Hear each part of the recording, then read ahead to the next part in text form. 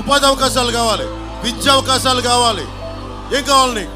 మీ అందరికీ ఉపాధి అవకాశాలు కావాలి. ఉపాధి అవకాశాలు ఎలా వస్తాయి? మద్యం అమ్మేవాడు ఉపాధి అవకాశాలు ఇవ్వగలడా? గంజాయి అమ్మేవాడు ఉపాధి అవకాశాలు ఇవ్వగలడా? ఎవడు ఇవ్వగలడు ఉపాధి అవకాశాలు? బాధ్యతగా ఉండే ప్రజాప్రతినిధుల కూటమే మనకి బాధ్యతగా మీకు ఉపాధి అవకాశాలు అందించగలదు.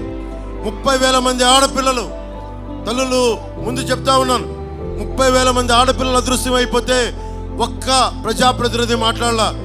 వల్లభనేని వంశీ గారిని అడగండి, రేపు పొద్దున కనిపిస్తే నమస్కారం చెప్తాను, అన్నీ చేస్తాను, కానీ పాలసీ పరంగా నా సొంత రక్తం అయిందైనా సరే నేను విభేదాలు పెట్టుకుంటాను.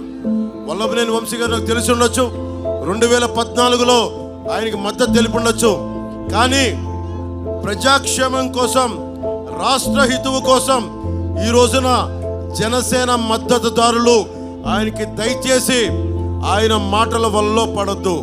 ఆయన డబ్బులు